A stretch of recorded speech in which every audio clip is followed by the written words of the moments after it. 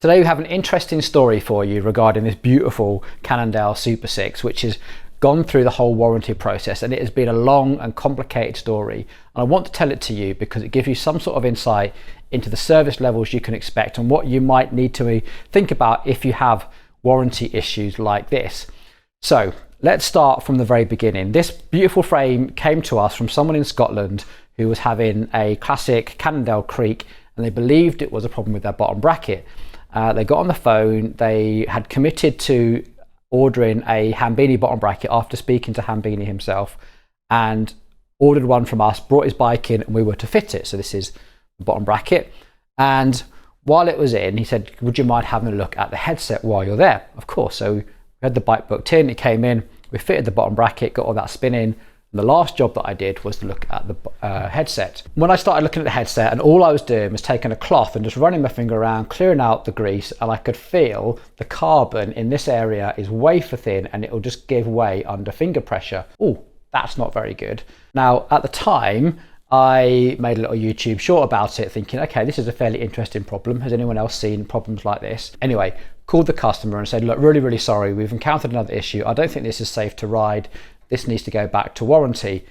Customer came in and was like, oh my God, yeah, I definitely don't want to ride that. No, thank you very much. And they took it back to where they brought it, which is a shop called Pedal Power in Scotland. We talked about them recently. They've just been nominated as Bike Dealer of the Year. They are a major Cannondale dealer, and they do high volume sales is probably the best way of putting it. That's where things started to get interesting, because what happened next was I got a very angry text from the owner of this bike saying he'd just been to Pedal Power Cycles, and the service manager there had said, it must be your fault because the bearing is seized or something, and the bearing had worn away the carbon, not a warranty issue. Customer understandably went apeshit, and I don't blame them. And eventually the service manager there was, okay, we'll take the bike back, we'll send it off to Cannondale and we'll get their Cannondale to assess it. Which in hindsight, I guess that service manager regretted saying that, and he probably just should have said, oh, that's not very good, we'll send it back to Cannondale for you. So Cannondale took the bike in, and they said that they are not going to warranty it because they believed that the headset had been assembled incorrectly and it was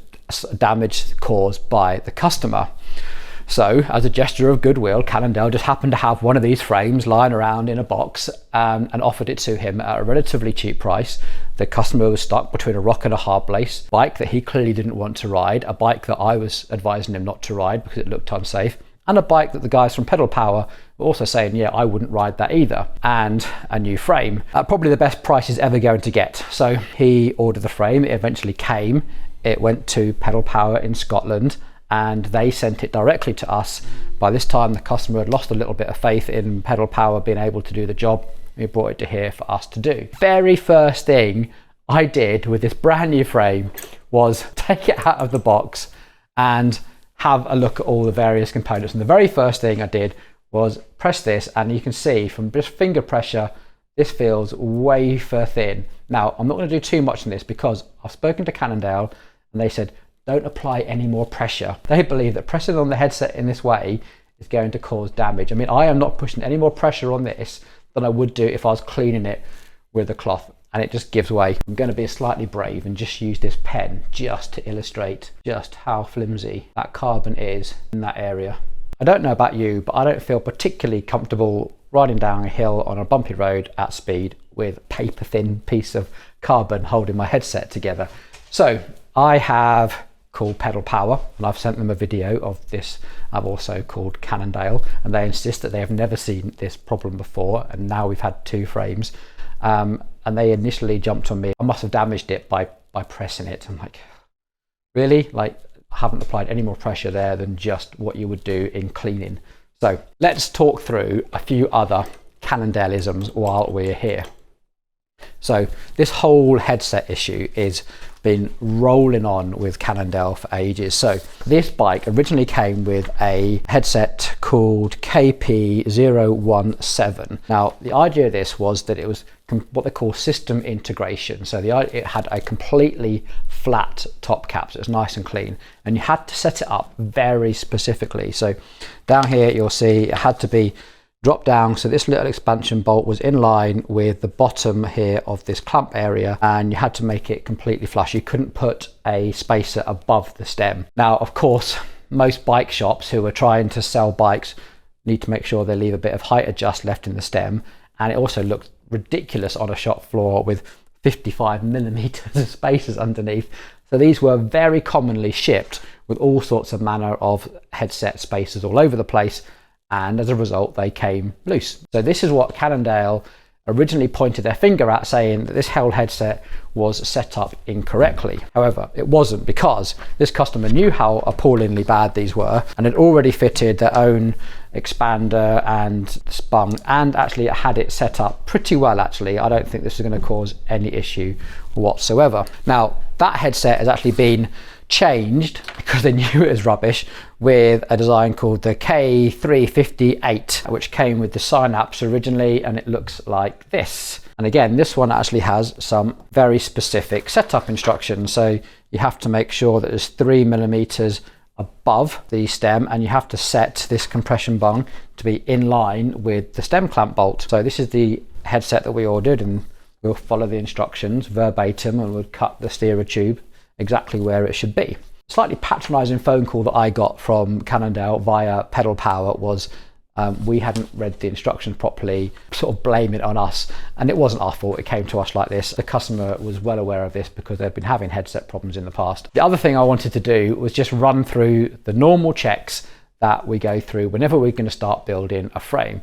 So of course we start at the bottom bracket. As we know, Cannondale bottom brackets aren't exactly famous for being top quality. Cannondale do stab themselves in the foot a little bit. So this is the Cannondale document, or press fit 30, and it quite clearly says here this should be 46 millimeter plus or minus 0.05, all the installation instructions. It even tells you how to install it. Also make sure that everything here has to be meticulously clean, no chemicals, and do not apply grease to either surface when you're pushing these in. You've sometimes seen us use some Loctite. We've done that if this has become ovalized or there's a gap to fill, and only a very, very small gap. So that is different to using grease. But the amount of mechanics, I've even seen these come fitted with grease from the Cannondale factory themselves, so even they're not following their own instructions. Let's just take our very simple Hambini go no-go gauge, 45.95. This should be the smallest it possibly is, and 46.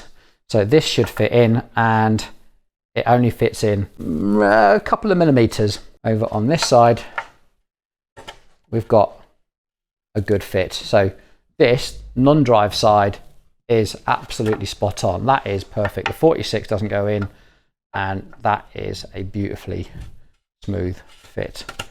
Perfect. That is good. But this drive side is quite a different story. So we can take our bore micrometer and line this all up and take a measurement, and we are 40.9. So we are well outside of Cannondale's own specifications here. A little bit on the small side. Now, it also says in here that we should not ream, face, resurface, or abrade any of these surfaces. So we've got every right to send this back and say that it is outside of specifications. So we were actually told not to do any corrective work on this. So we're not going to do any corrective work on it because it's a brand new frame, should be under warranty. Cannondale have all of the specs that it should be. So we've got two things. One is that this is out of spec, and two, that is definitely wrong. The third thing is that these brake mounts are fucking might not swear as much. So the other thing we inspected was the brake mounts, and these are appalling. There is such a gap here. So you might get away with putting a 140 millimeter rotor and mounting the calipers directly to the frame, but there is not a chance of hell that you would ever get an adapter on there and sit in flush. In fact, thanks Wiggle Chain Reaction Cycle, these are £1.98 including VAT. There is absolutely no chance that will ever be a flat surface. And we can't face that because we would take a big cut into all of this area here.